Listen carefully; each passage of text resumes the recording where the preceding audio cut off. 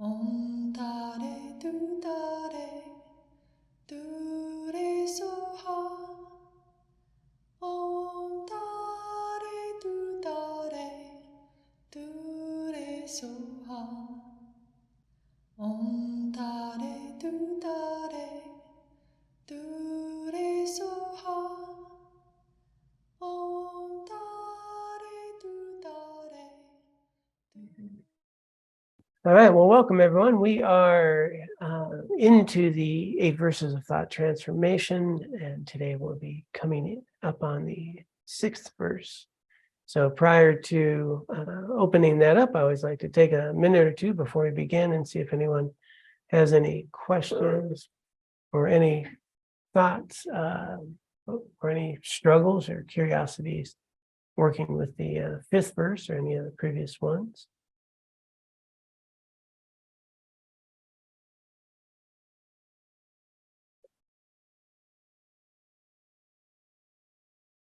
Okay, no questions, nothing else. It always gives me a chance to have another sip of water.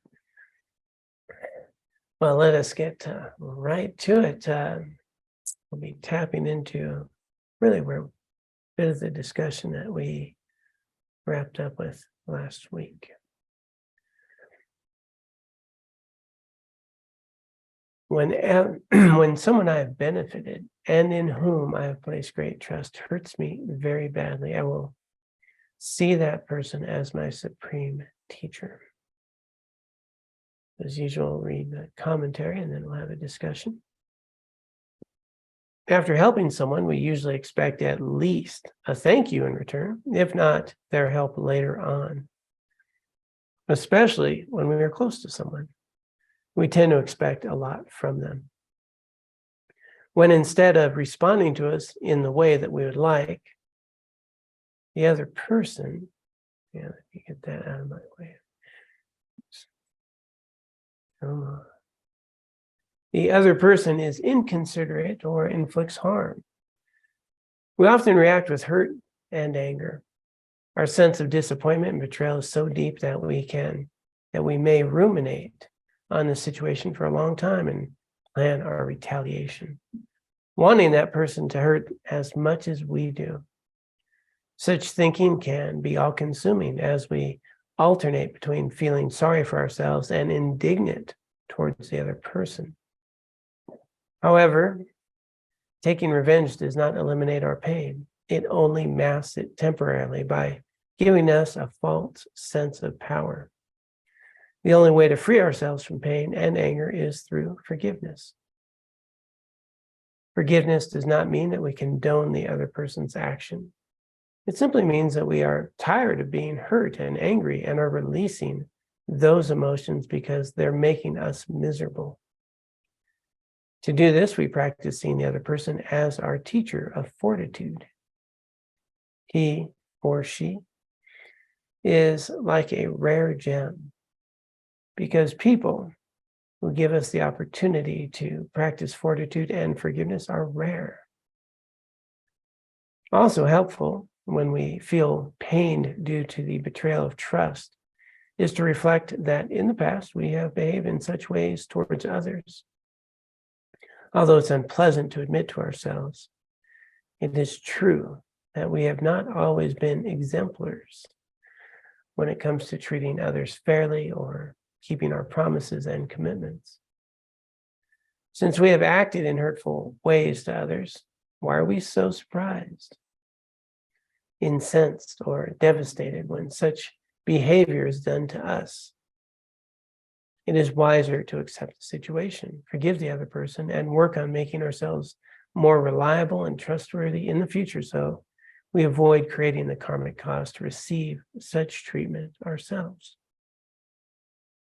In the future, instead of throwing a blanket of mistrust over everyone to protect ourselves from being hurt, we should slow down and evaluate which areas and to what extent each individual can bear trust.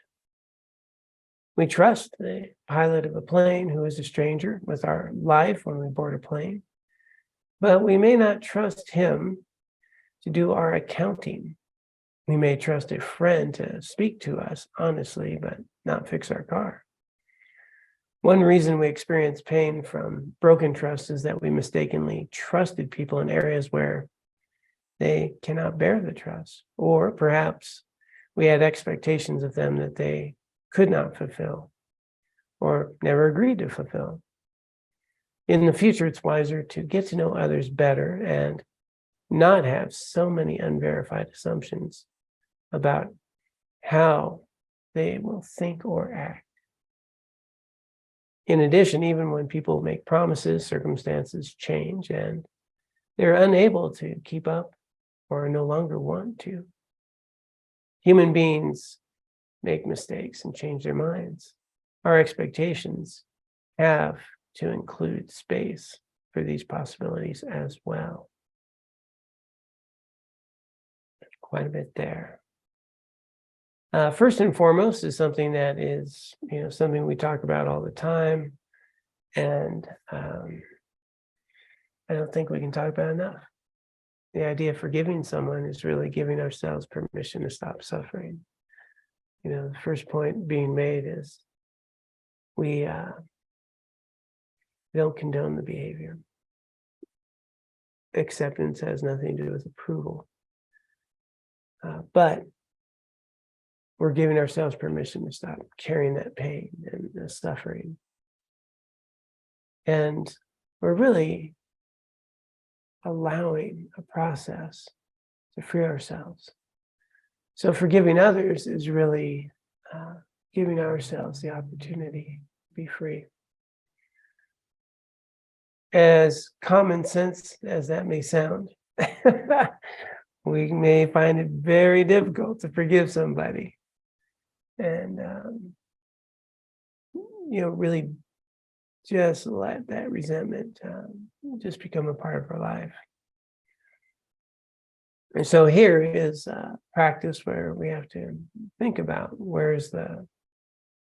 who's really the cause of my suffering at this point? Is it that person who did something 10 years ago, or is it myself that continues to ruminate and carries it with me and tells the story to others and keeps the wound fresh? At some point, we can explore and recognize that the real enemy is no longer the person who had done that thing, but rather myself. That is only fresh in my mind and wound as I carry it with me, and year after year.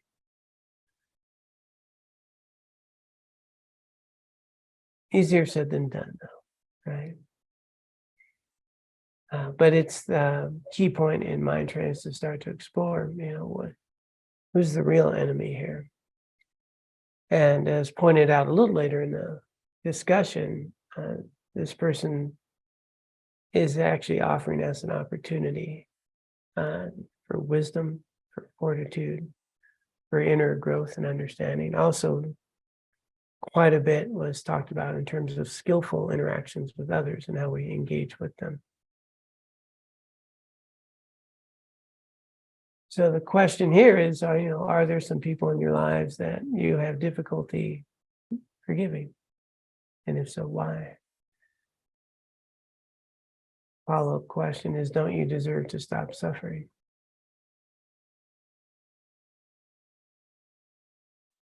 So I'll pause there and see if anyone has a thought or comment on this fascination with resentment that we can engage in, as though if we forgive someone, we're somehow letting them off the hook, or some other process involved with that. I'll pause there while anyone may gather their thoughts. There's another point I wanted to look at. Hey, John. Hey. I was wondering if you would talk about when you have a person who's continually in your life, probably that you need to be close to. Maybe you live in the same town or they're in your family, and their behavior continues to be unhelpful or disturbing or harmful, and you have to put up a boundary with that person continually, kind of keep putting up boundaries. And they know, a certain program, they talk about boundaries with love and instead of boundary with anger and hatred, or, So just wondering if you'd talk a little bit about that type of situation with this point. Yeah, thank you. And we're not talking about Dusty, right? That was a joke. Dusty's her husband. So the little piece here comes up where we practice seeing each other person as our teacher of fortitude. It says here, but they are like a rare gem because people who give us the opportunity to practice fortitude and forgiveness are rare.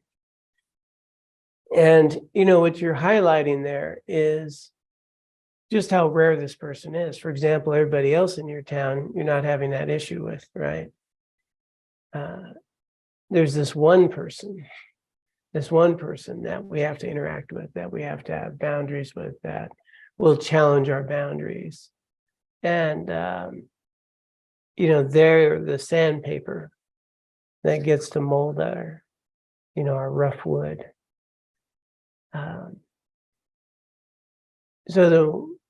When we look at like all the people in our life and our dear friends, our spouses, our partners, our nurturing environments, co-workers and things that, that we do well with, there's this one person. And, I always I love to go back to Mark Maloney's story about when he sat down with Matthew Ricard. And Matthew Ricard asked him, how's your loving kindness practice? And, he's well, it's pretty good. Yeah, doing well. Is there anybody, that you're struggling with? And then Mark saw, well, there is this one guy. And this one guy, real deep resentment. And he shares a journey about making that his practice. And he wound up actually having to kind of save his life, which was quite fascinating. It was his neighbor. And, he heard this call for help and he had to go, he wound up picking him up and getting there and getting, the ambulance to him and stuff. And he was able to do that because of his loving kindness practice, because he was reflecting on the suffering that this other person had and learning to wish them well. And he said actually when he was carrying him, he was half thinking about chucking him in the pool, but he made it to the chair, and called the family and got him. And so these are the people that this verse is exactly about. The ones that, are in our lives. There's not, we can't just, escape them. He was the neighbor, next door neighbor. The people that we interact with, what they're doing is showing us our mind and offering us an opportunity to really recognize that the frustration, the resentment, and all that, the seeds are in my mind. Now, obviously, if their behaviors are dangerous, that's a different thing, and we attend to those. And I think the second part of the commentary here really talks about how we work with those situations.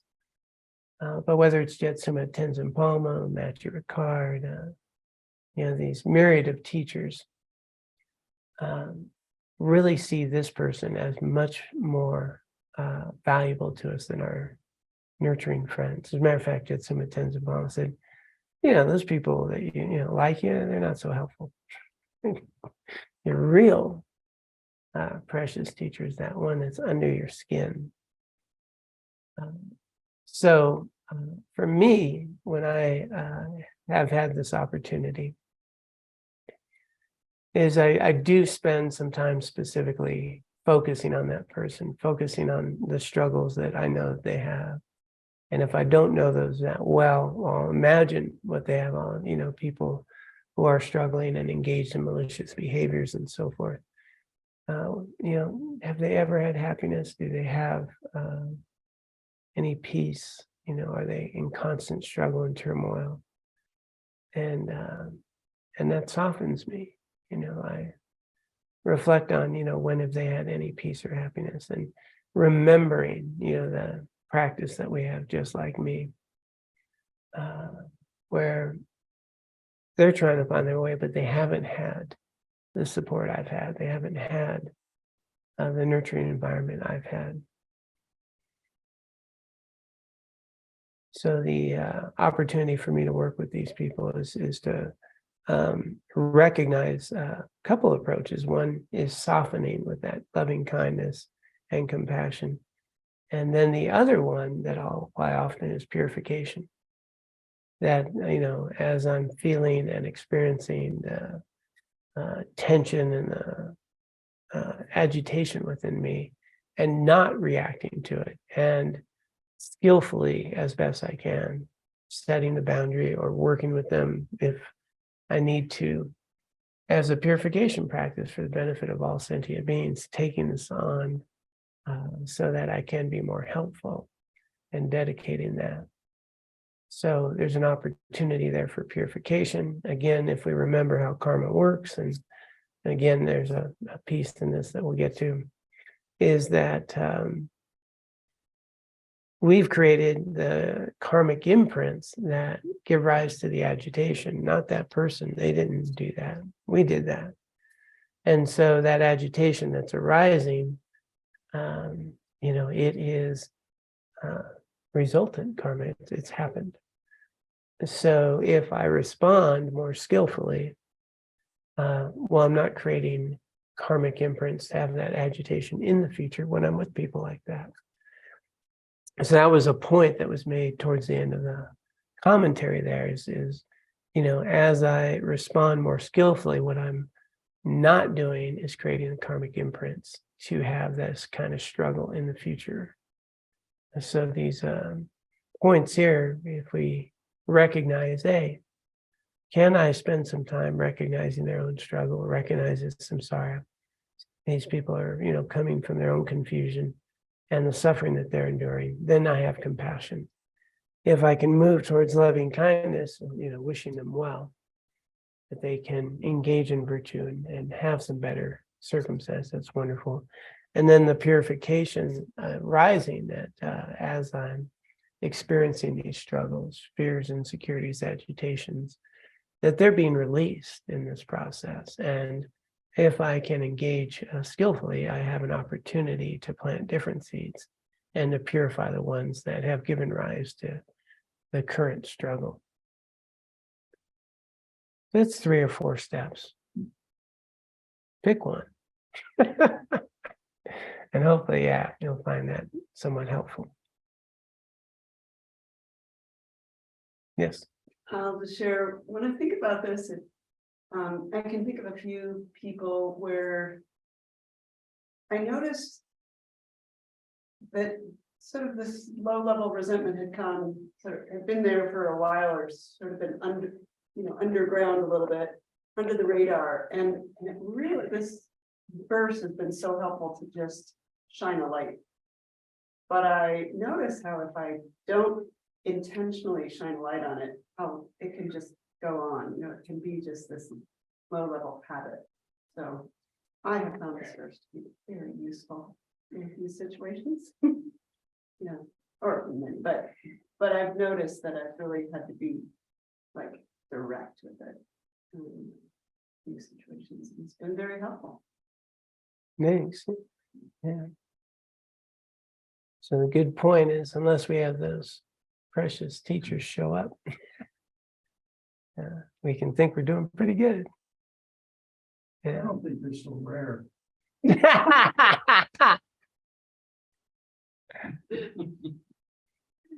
Well, and you think,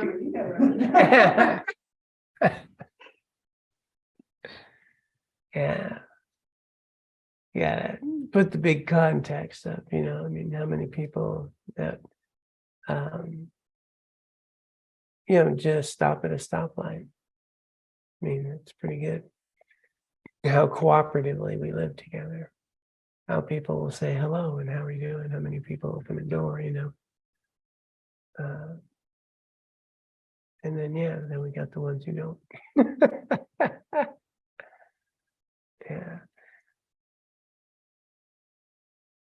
One real critical point here that we haven't quite touched on is the beginning of this verse, you know, when someone I have benefited.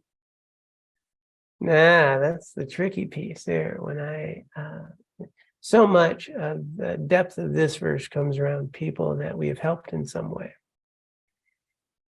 And it could be our, you know, family members, people who are close to us, and then they do that thing, you know, and it hits, you know, much deeper.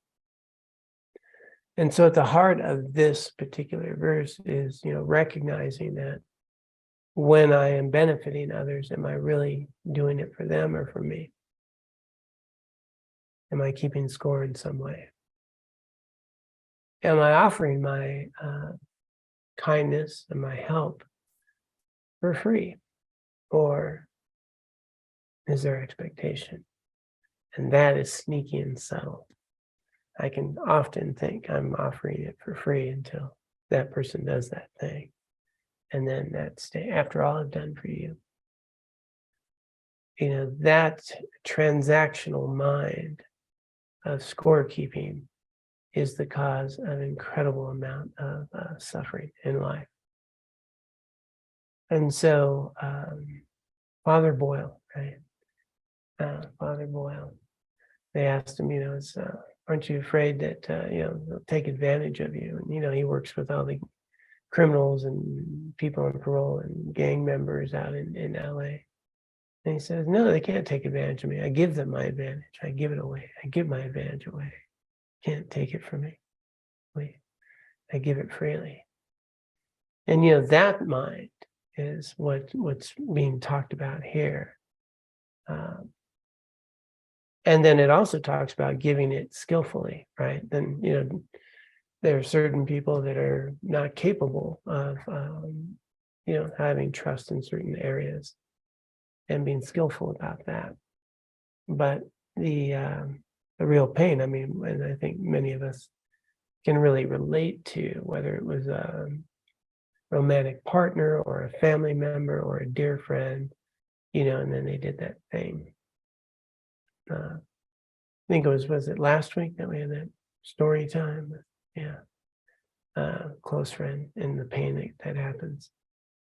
Well, that is just profoundly damaging, right, to ourselves and then how we experience life. And then even talked about how we can then put up these barriers and not let people in. So can we learn to offer our kindness freely because we want the other person to be happy? Which brings us to this, you know, 4 measurables practice of how can I be helpful in this situation? How can I attend to another in a way that's skillful, meaningful, cuts through suffering, that is compassionate, that is not a doormat, but it's also not imprisoning myself.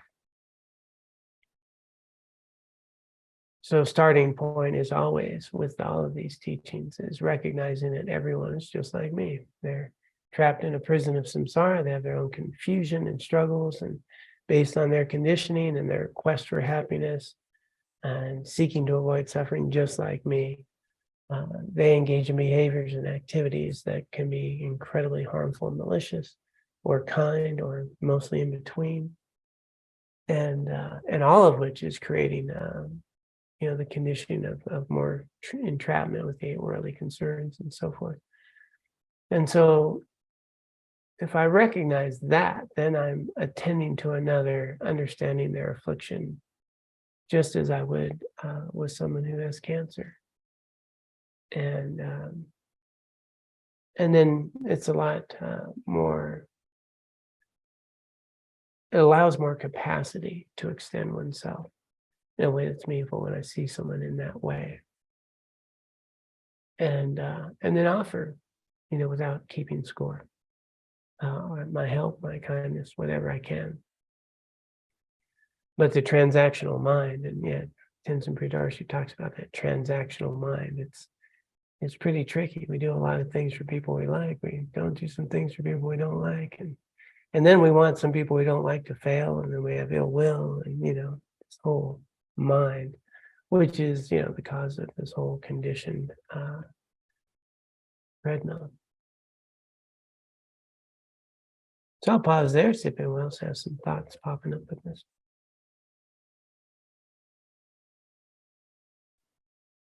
John, the paragraphs that were relating to, I guess being cautious, how I interpreted them as, being somewhat cautious about in whom you place your trust and what you trust them to do.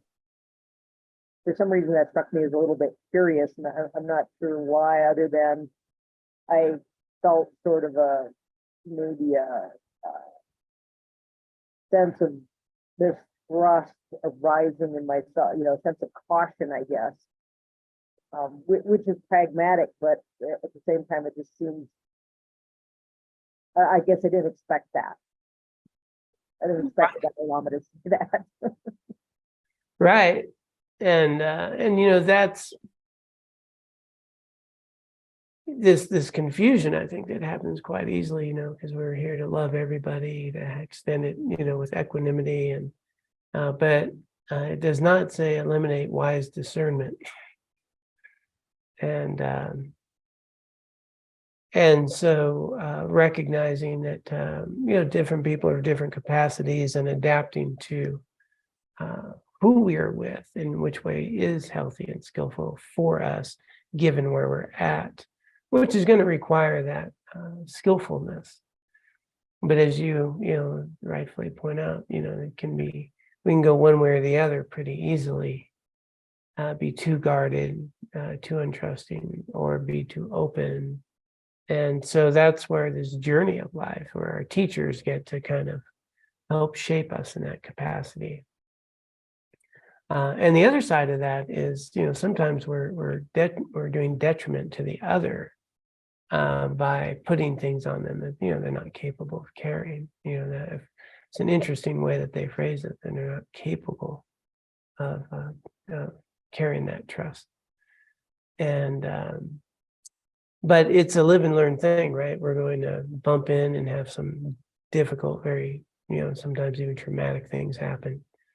And then, then we'll do some skillful things and learn from that. And then, so it's this constant ebb and flow of guidance. Basically, it's really a sense of guidance as we get one way or the other, the pain or the results that have arisen from unskillful choices, and then the rewards of the more skillful ones. And it's kind of like if we think about the journey we're on right now and where we are, we may have gone through different teachers or teachings or mentors or relationships or friends, and all those, some not so healthy, some healthier, some were healthy for a while, but then they're not healthy today. Some maybe, we've had no interest in, and now they're a big part of our life. Recognizing that my life is constantly evolving, and this interdependence that's arising with different people in my life at different times in my life offers me, a continual stage of guidance if I'm paying attention, and it'll guide me when I make the poor choices, as well as as Laura's pointed out, sometimes we don't get such guidance when when it's all pretty good. So so it is nice that he's pointing out how to be selective. For example, what was I wouldn't necessarily want my pilot to fix my car, right, or something like that. Be my accountant. Yeah, we wouldn't want the pilot to be my accountant unless they're also a CPA, or my friend to not fix my car. And so, being thoughtful about that. Yeah, that I think just putting it in the light that it's harmful for just as harmful for the other person, if not more, to place trust in them that they're not capable of carrying through with that actually makes a lot of sense, because I guess I was getting the feeling that, you know, being a little bit wary of people was somewhat self-centered, but now I think I can digest that a little more easily, that it's harmful for other people as well. Yeah. If you're not skillful with to whom and how you place trust in people. Yeah, well put. Well put. And then there's that expectation thing as well. Right. Well, and we'll load people up to be a way that maybe they can't be either. Yeah. Expectations.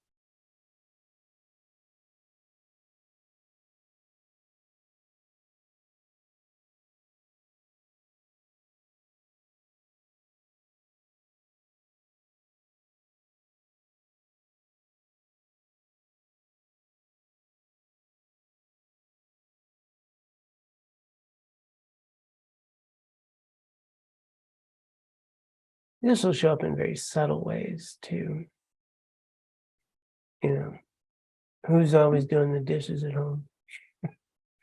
You know, just it's funny how even with, you know, our closest people, how those little things that annoy, you know, we find annoying. Some scorekeeping going on, and so I think that is just so important to have as a practice this week, is noticing the transactional nature of mind, the keeping score nature. That you know, I think of that experiment that they had with a couple, I think it was chimpanzees, yeah, where, you know, they did this thing, they gave them like a little treat, and then you know, did this little activity, gave a little treat, and then, you know, one-on-one, and then they stopped giving the treat to the other chimpanzee, and he was like, no, man, this isn't right, you know, like justice. And, you know, so, you know, the experiment was, you know, that chimpanzees are recognizing what's fair. And so we have, you know, we carry that with us as well. And sometimes to a great detriment, in a sneaky way that will actually undercut, you know, even our relationships with dear people in our lives. And so can we engage with others, especially the ones who are so prevalent in our lives, in ways that are healthy and nurturing and not transactional? You know, do I really love them, or do I love, you know, how they make me feel when they act in a very specific way? You know, that's about me, not them.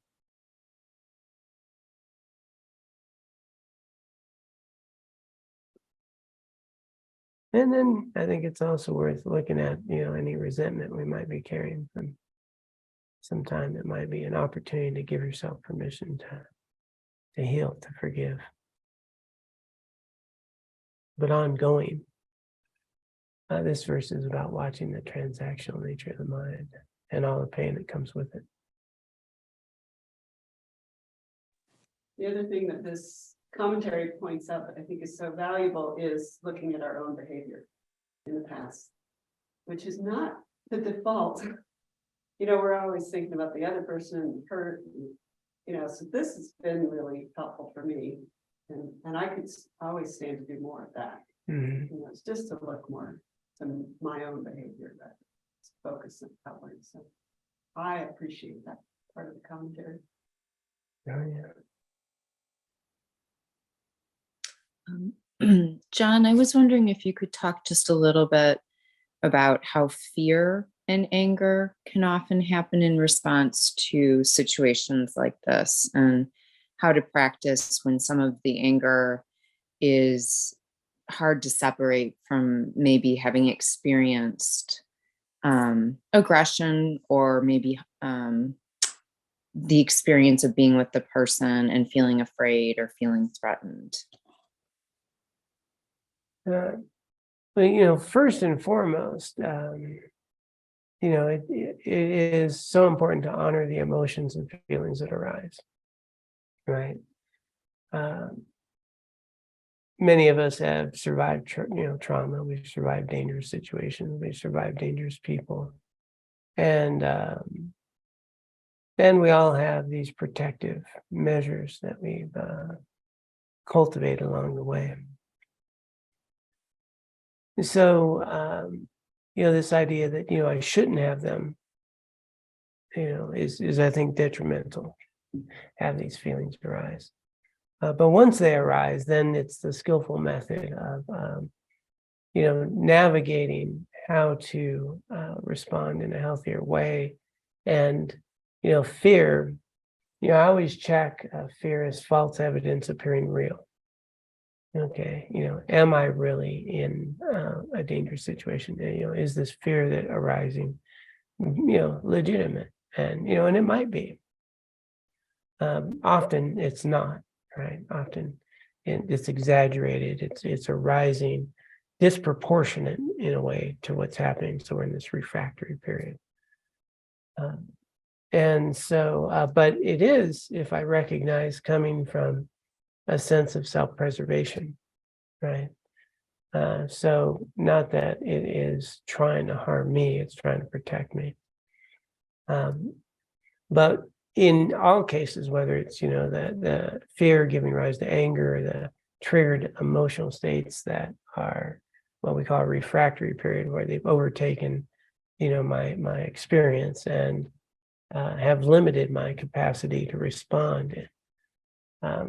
Time is always going to be your friend, and that's where those skills of mental and emotional self-management, letting that body settle, coming back. One of the talking to somebody who's an expert in this field, said one of the most relevant and useful tools when we're in that state is actually just the breath, coming back to the breath, getting and they have the deep breathing.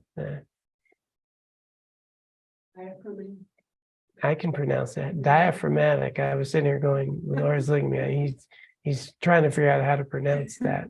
Diaphragmatic breathing. Yeah, now I was going deep. Diaphragmatic breathing, but that's a really powerful way to come right back, settle anxiety, settle the fear, and restore, so that we can then assess, is this false evidence appearing real? And how can I respond?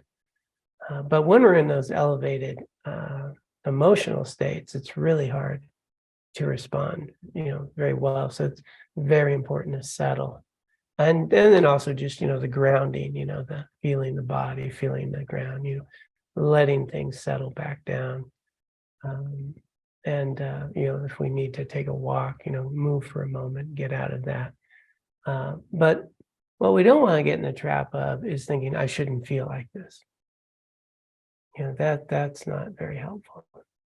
It's much more helpful to recognize I am experiencing this has arisen for a reason, and that's okay. And today, I have a much greater capacity to respond to these emotions than to identify with them as I have in the past. And as we do that more skillfully, then we are much more empowered over time. As they arise, then they're not as, they don't have the hook as I respond. But also, of course, it's good to have therapy if there's trauma involved. The practice of transforming unskillful events for me has been a really helpful tool. So I think I posted that on here before. It's a very similar to the 4 opponent powers, and bringing up the situation, experiencing it in a safe place, at home in my meditation, feeling the feelings, and then responding, practicing responding in a way that I'll feel good about. that's healthier. And doing that in these short 10, 12-minute meditations, for me, has really radically helped me heal from my reactivity, from anger and fear. I just sit with those situations, allow them to feel. And then in that state, I ask myself, how, what's the healthy way to respond? And that way I'm proactively doing it when I'm not in the triggered state. And what it's done is it's actually unraveled the triggers. They don't hit me as hard. So it's a good practice for that. And be gentle with ourselves when we have strong feelings. They're still trying to protect us.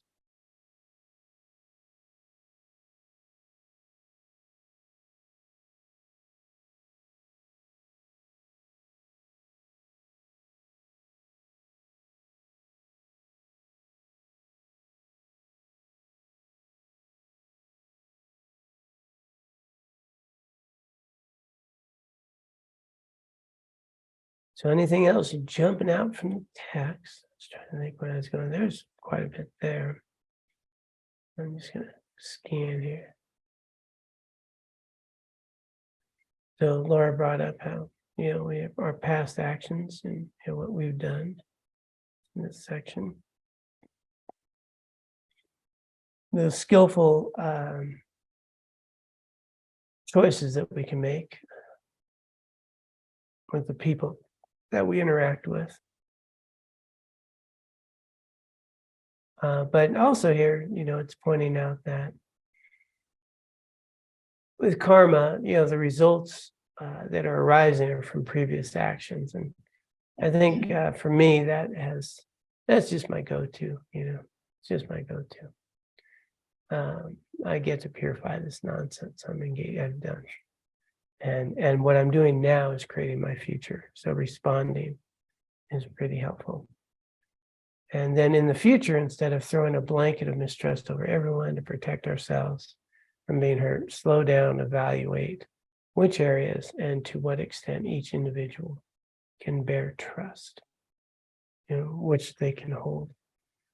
And then, that becomes my guidance in life and interacting with others. And then, checking our unverified assumptions about others. All right. Human beings make mistakes and change their minds. That's the other piece I think I didn't touch on, but it's valuable is our friends will change. We will change. Our relationships will change.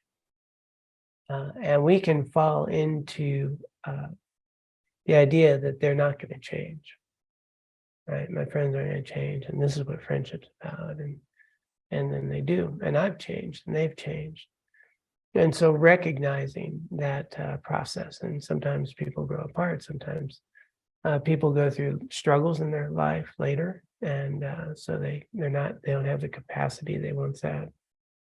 Sometimes the other way around. Sometimes people gotten out of jail and prison and difficulties and have changed their life are wonderful people. So we can get stuck. We can get stuck with the ex-partner, the ex-spouse, and they're like that, and maybe they're not like that anymore. Or, the struggles of relationships that have had their transformative times. So that last point being made is that, we're constantly changing, others are constantly changing. And based on the events and how things show up in people's journeys, it's to be valuable to be responsive to the current situation, not the label I put on someone 10 years ago, because that, again, is going to be problematic. Nobody's the same person they were 10 years ago. Yeah. But we can carry a caricature of that person in our minds for a long time. Not old family stuff's like that.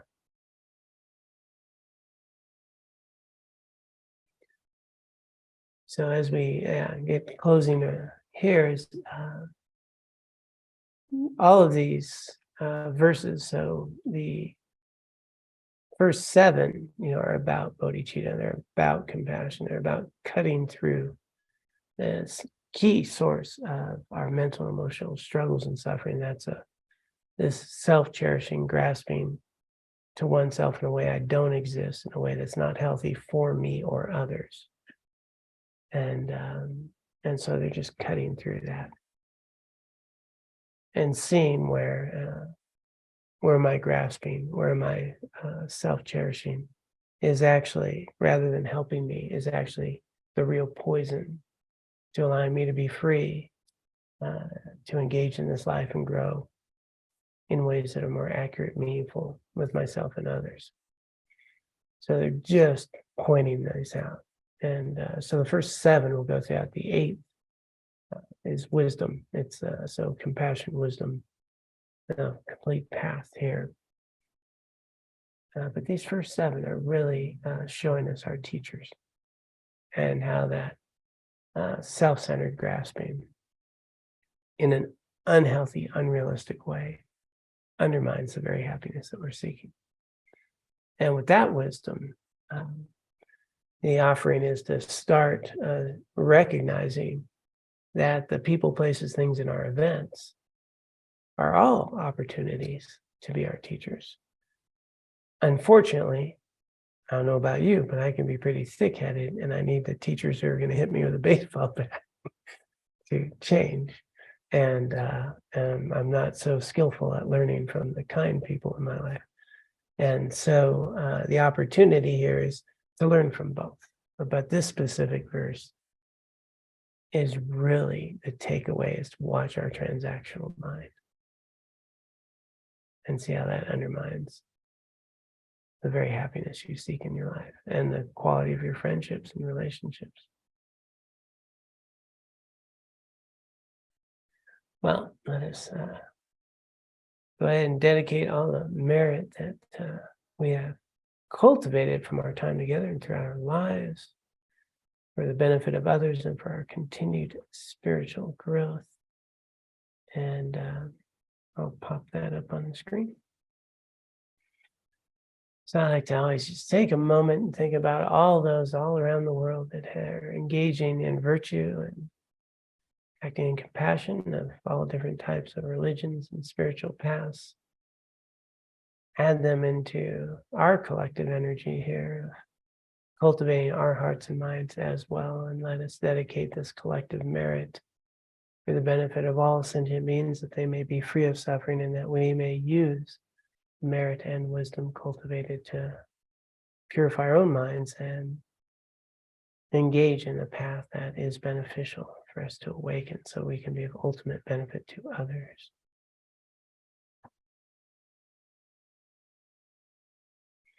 And let's dedicate. By this merit, may I soon attain the enlightened state of Guru Buddha, that I may be able to liberate all sentient beings from their sufferings. May the precious Bodhi mind, not yet born, arise and grow. May that born have no decline, but increase forevermore.